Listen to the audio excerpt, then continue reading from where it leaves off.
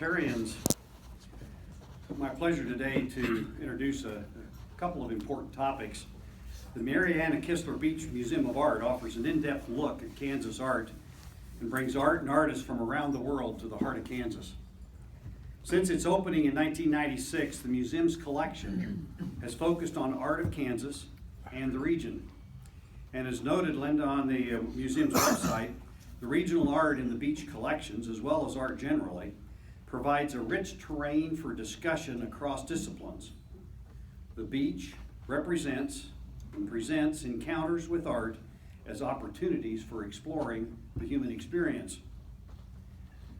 Now, most museum goers focus on pieces displayed within the museum, but since this is National Engineers Week, sorry gang, I got to bring this up, I think it's appropriate to challenge all of us to explore the human experience by seeing the beach museum itself as a piece of art, highlighted by several strokes of perhaps engineering genius. For example, the next time you visit the beach, pay attention to the placement and angles of the windows, where the sunlight enhances space and doesn't shine directly on the displays with destructive ultraviolet rays. Or experience the electric lighting in a way it draws your attention across the room and focuses on the display. Or, and last but not least, enjoy the climate-controlled space where the temperature and humidity are balanced for human comfort and art preservation. Filmatics, you pointed out that George Washington was one of our nation's presidents, but I should also point out that he's one of our nation's first engineers.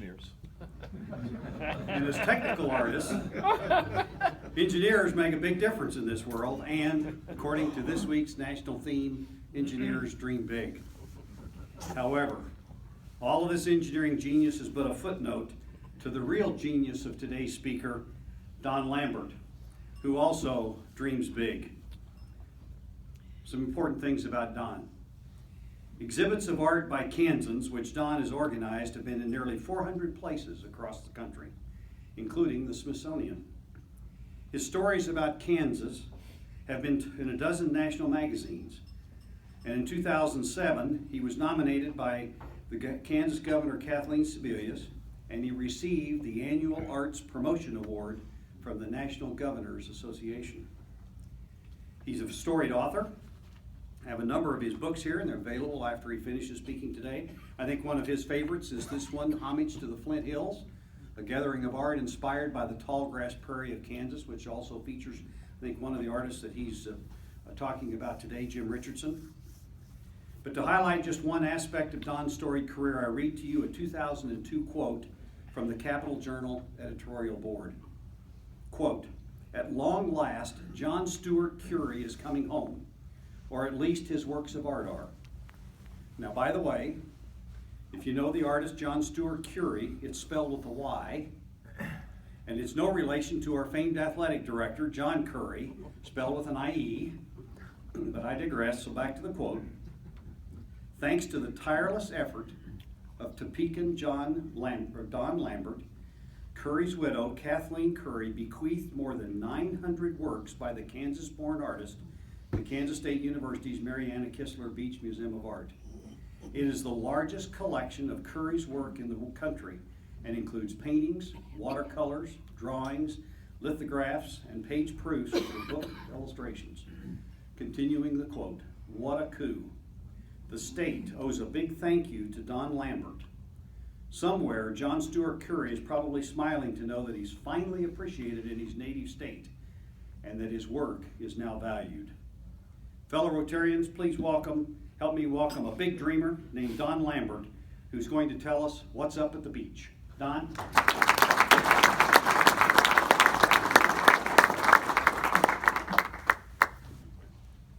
Good afternoon.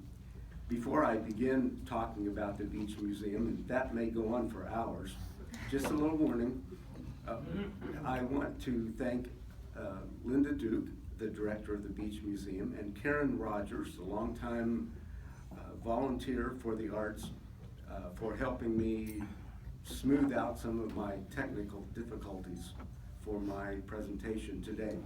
I also want to recognize Father Worth. I'm from Concordia, Kansas, And when I was a student at Cloud County Community College, more than once, I drank Father Worth's scotch. So, thank you.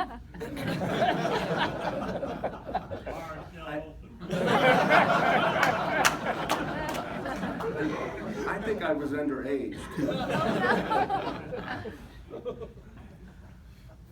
Well, the Beach Museum celebrated its 20th anniversary last fall. I was so excited going to the opening and going from one piece to another. Some of the works I recognized, some I didn't. Some were by Kansans, most were not. But it was a great pleasure to see the creativity up on the walls at the Beach Museum. I came away thinking, how can I take this exhibit and make sure it gets seen by lots of people? Well, what came to mind was the Rotary Club. Now here's why. A year ago, I had a great experience with Rotary Club. My friend in Topeka, Grant Glenn, a K-State graduate, was the president of Downtown Rotary Club. He invited me to their meeting, and the speaker was a 16-year-old boy from Topeka, and he had just won a national history competition. There was a wealthy man who wanted to encourage his students to get involved in World War II. So he let the word out that 10 students across the country would be given special prizes for doing the best presentation about someone from World War II. So he wanted all of these students to write about someone in their hometown or a relative. Well, this young man from Topeka couldn't find a relative, so he went down the roster of World War I, World War II people who had died in the war.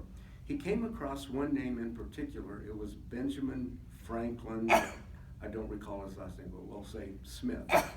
So this student was so taken with Benjamin Franklin that he decided to do his paper on Benjamin Franklin Smith. His paper won first prize in the national competition, which means that the student and his teacher were treated to a trip to Washington, D.C., to the World War II Memorial, and to the National Archives. And then they all went to Europe and visited the site where Benjamin Franklin had been killed. At the end of this student's presentation, he said that the person that he was speaking about, Benjamin Franklin, had lived in Concordia, but that he had not been able to find a relative to make his presentation even better. I said, well, do you care if I try? I'm a largely retired journalist who used to work at the Concordia Blade Empire. So I wrote a story about this kid and his history project and how he was trying to find a relative of Benjamin Franklin Smith. So I had also arranged for the kid and his teacher to give a presentation to the Concordia Rotary Club. So when that happened and we were all there, there was an introductory call for guests. And two women stood up and they introduced themselves as being from Oklahoma and Wichita. And they were nieces of this Benjamin Franklin. He had died before they were born. And they were so happy that he was getting some recognition and that he had not been forgotten. So that's my wonderful Rotary Club story. Well, now to the Beach Museum. The Beach Museum, over 20 years, has been collecting a lot of art. We now have about 10,000 works of art. But when we started collecting art, not me because I'm way too young, but the first piece of art was acquired in 1928. That was by Birger Senzane. I would imagine that most K-State students, then called the Kansas Agricultural College, that most students had never seen a piece of art before. And so, that's not intended as a put down, just because when you grow up on a farm in Clyde, Kansas, as I did, there is no art, or there was no art. I think there still isn't any. So this work by Birger Senzane, we have that up there. Yep. That remained the lone piece of art in the collection for a number of years. That was until 1935. And the next work of art that was acquired was by John Stuart Curry. I don't have a slide of that because it's not up at the museum currently, although it is frequently up. So that was the first work of art acquired, first work by John Stuart Curry that was acquired in Kansas. Curry was so appreciative that he came to Kansas, came to Manhattan, and donated a watercolor painting and 4 lithographs to this new collection in Manhattan. It's confusing whether I should say K-State since it wasn't K-State yet, but it was K-State. So John Stuart Curry, with this work acquired in 1935, it cost $500. Now what we should realize is that this was during the height of the Depression. Not many people had $500, and certainly not $500 to spend on art.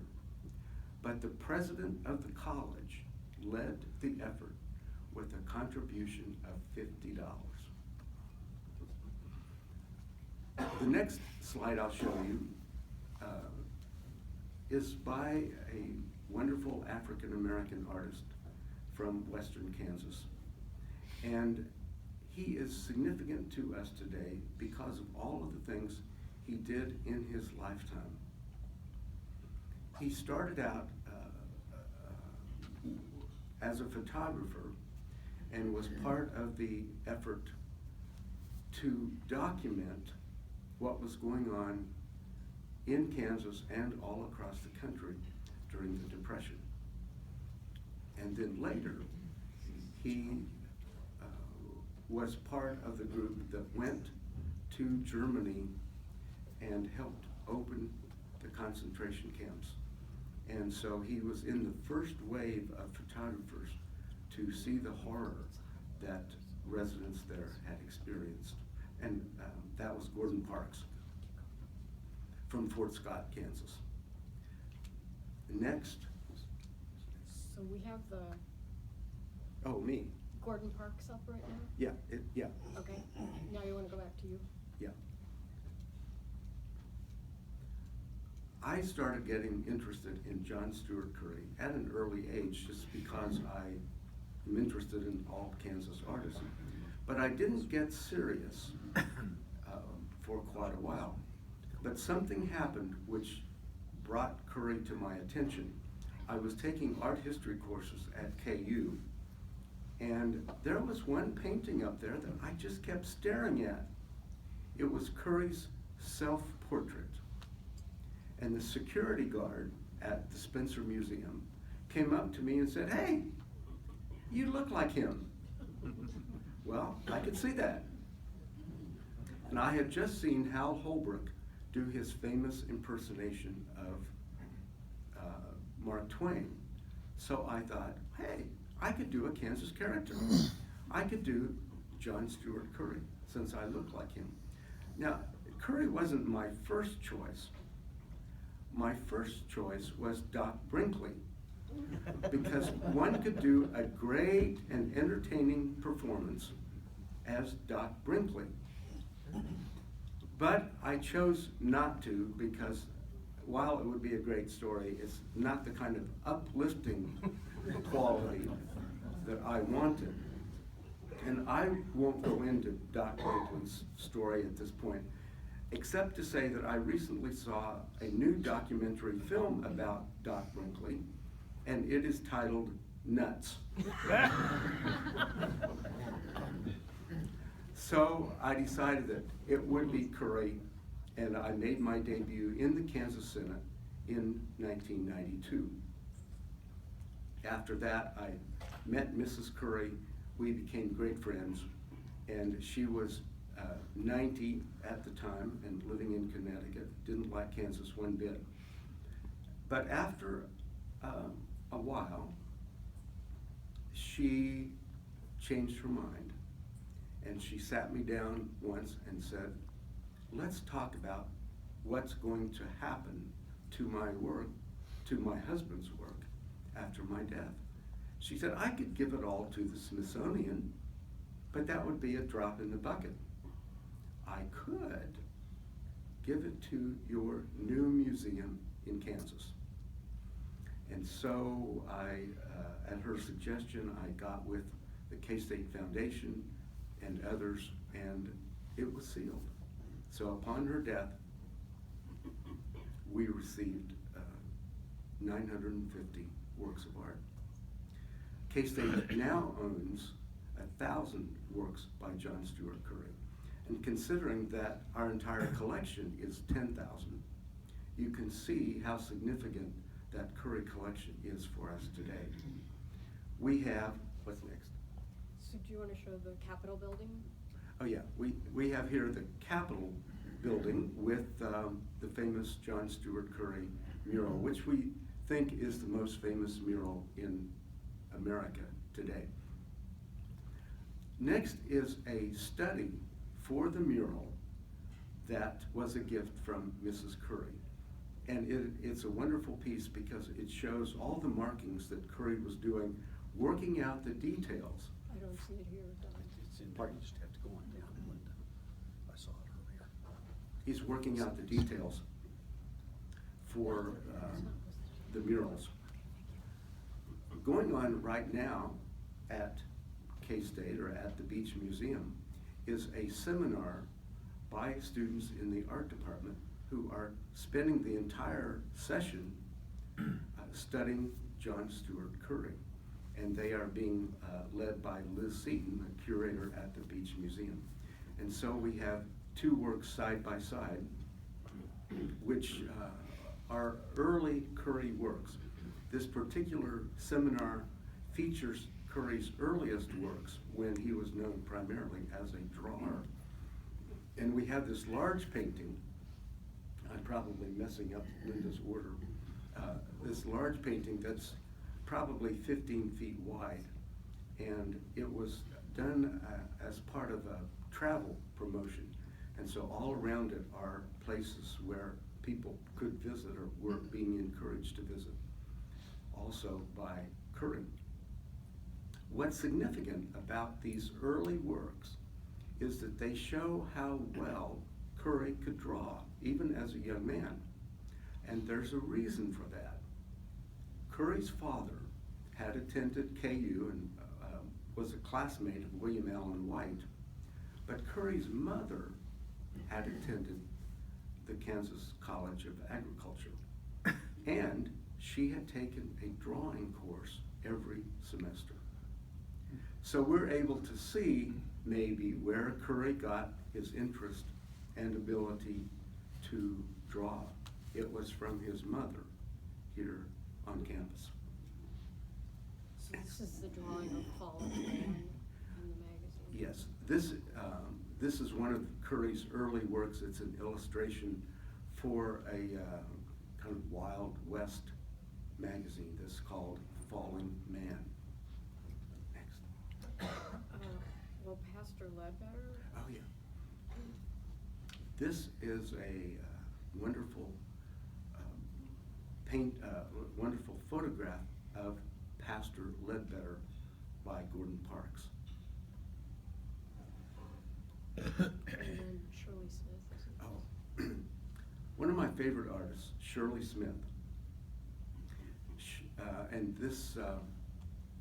Shirley was born in Whitewater, Kansas, and early on showed an interest in art and theater. Coming to K-State, she was interested in studying art. K-State didn't offer, we had an art degree, but we didn't have a theater degree. So she majored in radio and TV. She was crowned Miss Manhattan. And here's a photograph of her with Governor Frank Carlson. After she graduated from K-State, she moved to New York, and the very next day was hired by a modeling agency, and Shirley did 3 of the first 10 commercials for Maidenform Bra, saying, "I dreamed I went to the something or other in my Maidenform bra." So here we have Shirley as the Jack-in-the-Box. And so the next image I'll show you is Shirley with her Broadway career. She became an actress on Broadway and was in a number of shows, including here, where she's standing beside a very young Robert Redford. It's in a play they were in on Broadway. So Shirley, after her acting career, she became an artist. And the slide I showed you early is called Black Power, and it refers to the Black Power movement, which was, of course, going on in New York and all across the country at that time. Shirley Smith was a great friend of Kansas State University, and we hosted her retrospective exhibit, which she came to, and upon her death, I think about 15 of her major paintings came to the Beach Museum. Next. Roger Shimomura, Enemy Alien, number 2. Roger Shimomura is a Japanese-American artist. He is retired from the art faculty at the University of Kansas. Most of his works, or many of them, deal with his Japanese-American heritage. His family was part of the 100,000 or so Japanese Americans on the West Coast rounded up and placed in the internment camps on the West Coast. So he has depicted various scenes like that, of those, in hundreds of his paintings. But here is our connection. When it was thought that the Japanese Americans should be rounded up and kept separate from the population, this was not long after Japan had invaded the United States, not everyone agreed with that. But FDR asked Milton Eisenhower to head up that relocation effort. Milton Eisenhower did what he could to soften it so that the effects on the Japanese Americans would be less than they might have been under someone else. He did arrange for Japanese American students to continue to go to college, and was able to not force them to go into the internment camps on the West Coast. But after 3 months, Milton Eisenhower said, "I can't do that." And so he withdrew from that appointment by FDR. A year later, he became president of Kansas State University. Next is Hunger by Elizabeth Layton. This is a drawing called Hunger by Elizabeth Layton. And this is significant for me because I was a young newspaper reporter in Ottawa, Kansas, and desperately looking for a good story, as you would do if you were a reporter in a small town in Kansas. And so I wandered into the art department, and there were two very strange drawings of an old woman. I thought they were beautiful, and I met her and asked if I could arrange for her exhibits to be shown. The first 50 people I showed them to said, "These works are sick and depressing, and who would want to look at a picture of an old woman?" To make a long story short, 14 years later, she had a show at the Smithsonian. Time to finish up. Time is out. Time is up? Finish. About 5 minutes. Okay. Next, we have Jim Richardson, I think. Yes. Jim Richardson photographed Elizabeth Layton for the Life magazine spread that was done during her lifetime. Jim Richardson is one of our most significant artists in the state and in the country. I knew him when we were both students at K-State in the journalism department. I was a lowly student, and Jim had a job. He was helping university relations photograph many events that were going on. Jim has continued with more than 24 spreads, full color spreads, in National Geographic. He is a gem for all of us. We look up to him for inspiration. His latest series has been about prairie grasses, not just the prairie grasses that we see up above, but the prairie grasses we see down below. And so these two works now up at the beach are Jim's tribute to the prairie grasses, both that which is up above and that which is down below. And so they are about 12 feet tall.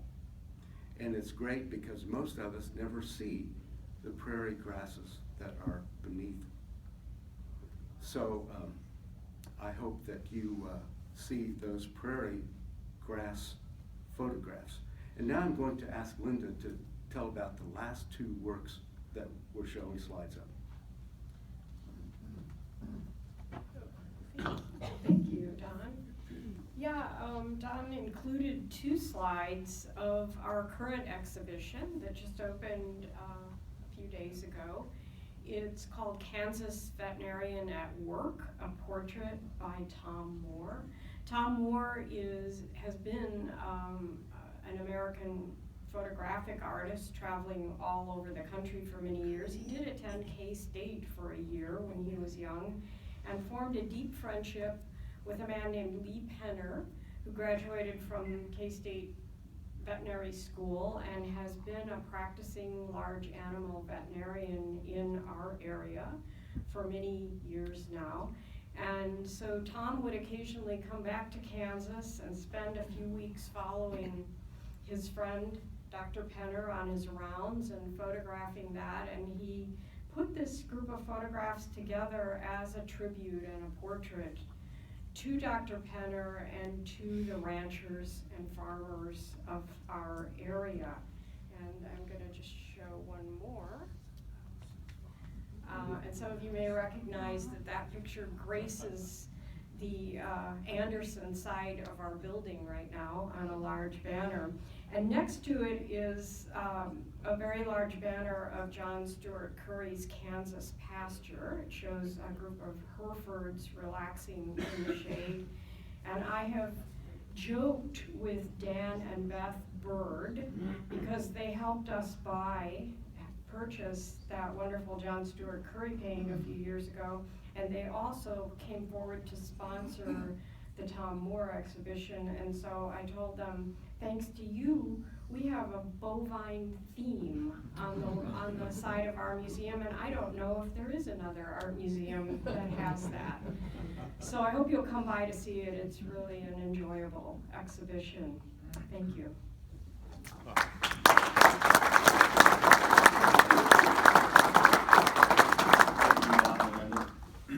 What you're presenting today will donate a book to the Lee Elementary School Library.